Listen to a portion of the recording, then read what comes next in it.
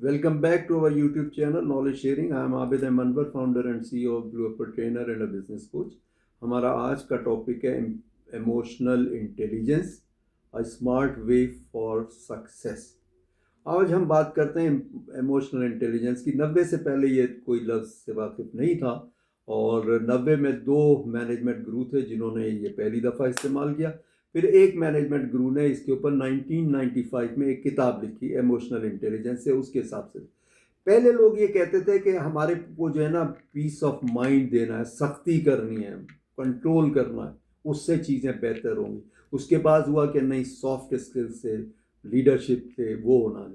उसके बाद एक स्टेप हम आगे गए तो उसके बाद इमोशनल इंटेलिजेंस पे बात आ गई, यानी आप अपनी इमोशंस को भी समझो और सामने वाले की इमोशंस को भी समझो। आप सामने वाले के शूज़ के अंदर आके सोचो कि मैं अगर कोई मुझे ये अल्फाज कहता तो मुझे कैसा फील होता, कोई मुझसे ये बात करता तो मुझे क्या फील होता, और दूसरे के सामने वाले के जो भी उसके वर्ड्स हैं या जो भी उसका डिसीजन है या जो भी उसके कमेंट्स हैं, उसके ख्यालात का रिगार्ड रखना, उसके ख्यालात को रिस्पेक्ट देना, ये इमोशनल इंटेलिजेंस है। अगर आपको सक्सेस हासिल करनी है तो आपको इमोशनल इंटेलिजेंस पे काम करना होगा। इमोशन से सामने वाले के इमोशंस को समझना होगा और उसके हिसाब से काम करना होगा।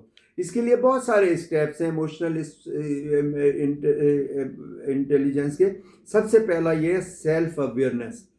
आपको अपने इमोशंस का अंदाज़ा होना चाहिए, आपको अपने वीकनेस का भी और स्ट्रेंथ का भी होना चाहिए। आप अपने अगर इमोशंस के अंदर अगर आपकी कोई वीकनेस है तो आप उसके ऊपर पहले कंट्रोल करें, आप उसको रेगुलेट करें। यानी दूसरा स्टेप जो है वो सेल्फ रेगुलेशन है।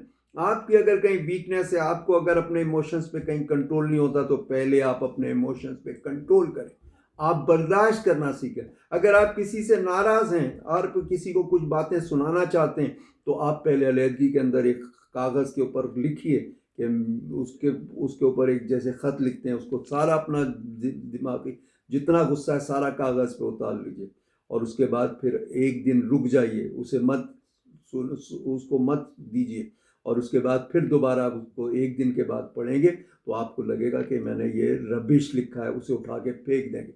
अमेरिका के अंदर जब एक ज़माने में जंग हो रही थी तो अमेरिका के सदर ने जो वहाँ का वो था सिपह सालार था आर्म फोर्सेस का, उसके लिए गुस्से के अंदर उसको एक ख़त लिखा लेकिन उसको दिया नहीं और उसके बाद फिर उसको जो है ना बाद में उसने कहा उसको फाड़ के फेंक दिया।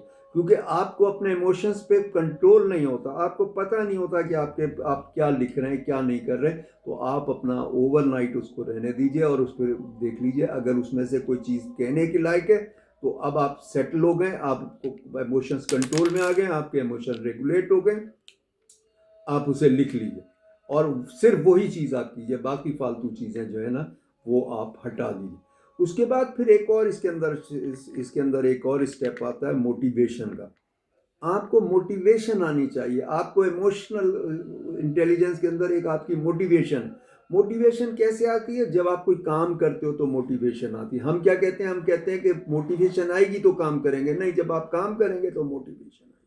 तो आप उसके अंदर जो है अपने मोटिवेट होकर आप लोगों को कोशिश कीजिए कि उनके जज्बात को और उनके एहसासात को समझें और उनको कंट्रोल करने की कोशिश कीजिए। आपको उसके बाद फिर एम्पैथी आ जाती है। एम्पैथी के अंदर ये कि सामने वाले ने ये बात कही तो क्यों कही, वो किस किस किस स्टेट ऑफ माइंड के अंदर है, उसकी कंडीशन क्या है, उसकी फाइनेंशियल कंडीशन क्या है, उसकी फैमिली की कंडीशन क्या है, उसकी अपनी हेल्थ की कंडीशन क्या है। हो सकता है किसी प्रॉब्लम में हो। बाज़ दफ़ा आप देखिए कि एक बंदा बड़ा अच्छा वर्कर होता है, बड़ा अच्छा काम कर रहा होता है, फैक्ट्रियों में मैंने देखा है उसके अंदर, और अचानक एक दफ़ा जो है ना वो लड़ पड़ता है किसी से, और वो उसके बाद फिर अगर आप उसका हल यही समझे कि भाई लड़ाई है तो नहीं, आप उससे पूछें कि उसका मसला क्या है तो आपको पता लगेगा कि उसके घर में बीमारी है, उसके झगड़ा है, उसकी फैमिली में कोई प्रॉब्लम है, उसकी बहन का कोई शादी का मसला है, कोई जहेज़ का मसला है, कोई झगड़ा है उसके घर में। तो ये सारी चीज़ें होती हैं। तो आप उसके शूज़ में आके देखिए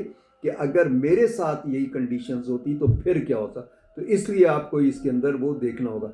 और उसके बाद फिर एक सोशल स्किल्स है।